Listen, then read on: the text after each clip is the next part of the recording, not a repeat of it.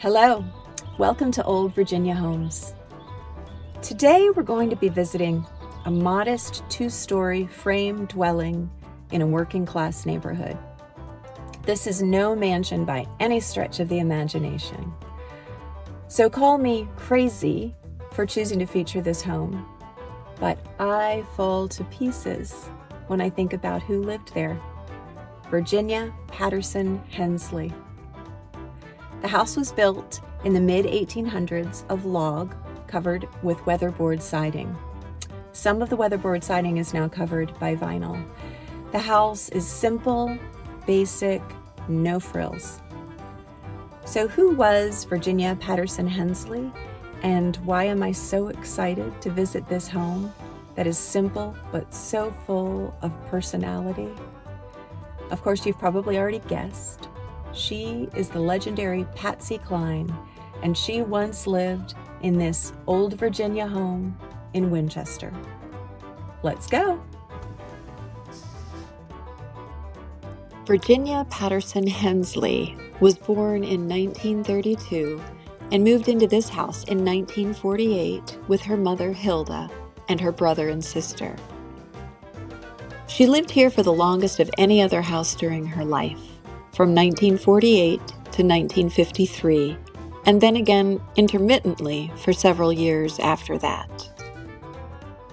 But the house certainly wasn't new when the Hensleys moved in, and there are clues throughout the home about the subsequent renovations from that original modest single pile, one room deep, Greek Revival style dwelling. There was no bathroom in the house. The Hensleys initially had an outhouse out back. As you enter, you can see the original log structure behind some plexiglass, as well as the original floor and mantel. You can also see a modification when you look at the floor. It was originally a side hall plan, and the walled-off entry hall was opened into the living room at a later date. But let's get back to Patsy and how this house offers a genuine original stage with the props that help tell her story. Although most of the furnishings were not originally the Hensleys' things, photos from the family were used to painstakingly recreate the home to look like it did during Patsy's time there.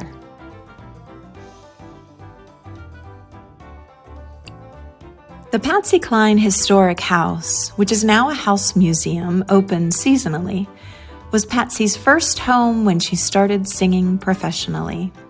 She started out locally with bands that performed in the area, eventually making a name for herself throughout the region. Her first professional performance was on local radio station WINC when she was 15.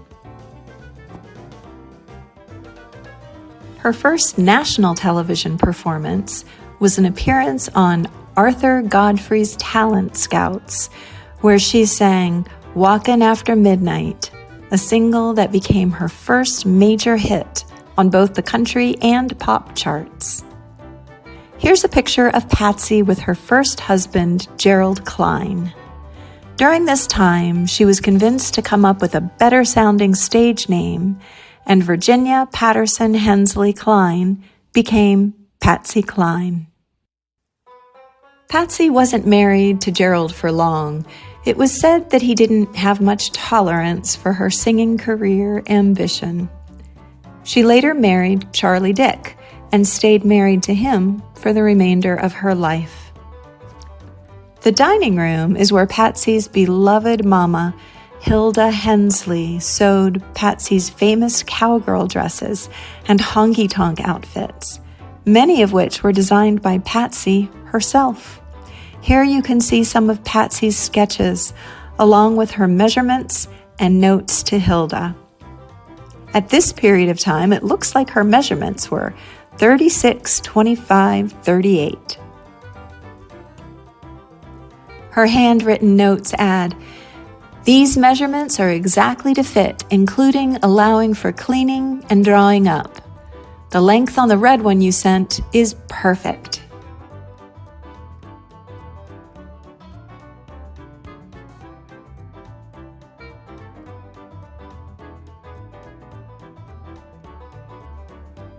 Also in the dining room, you can see remnants of this sweet, early strawberry vine wallpaper and a collection of novelty salt and pepper shakers reconstructed from pictures of Patsy's own collection.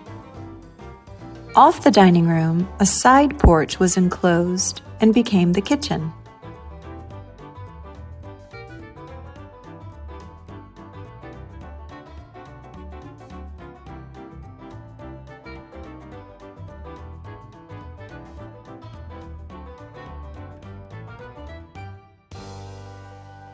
Upstairs is one large bedroom that was shared among Patsy, Hilda, and Patsy's two siblings.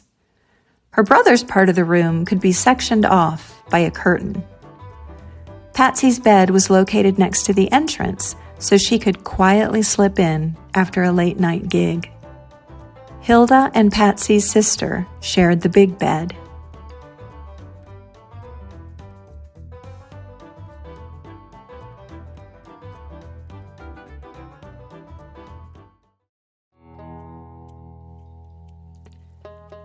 This is one of the last known photographs of Patsy. It was taken by a fan on the camera that sits next to the picture. It was on this day, March 3rd, 1963, that Patsy performed a benefit concert in Kansas City, Kansas, for the family of disc jockey Cactus Jack Call, who had died in an automobile crash. On March 5th, Patsy boarded a small Piper Comanche plane to head home. The plane crashed in bad weather in a forest in Tennessee that evening, killing all passengers instantly.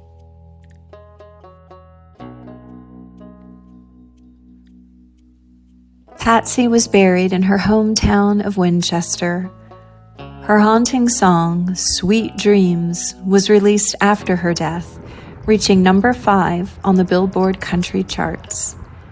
It remains an iconic tune associated with Patsy's short, tempestuous life. Revived interest in Patsy Cline's life came with the release of the movie Sweet Dreams in 1985, starring Jessica Lange as Patsy and Ed Harris as her husband, Charlie Dick. Some of the movie was filmed in Martinsburg, West Virginia, because producers thought that town more closely resembled Winchester in an earlier time period. Some of the movie was shot at the Rainbow Road Club between Berryville, Virginia and Charlestown, West Virginia, an old honky-tonk bar that was recently torn down to make way for a widened highway.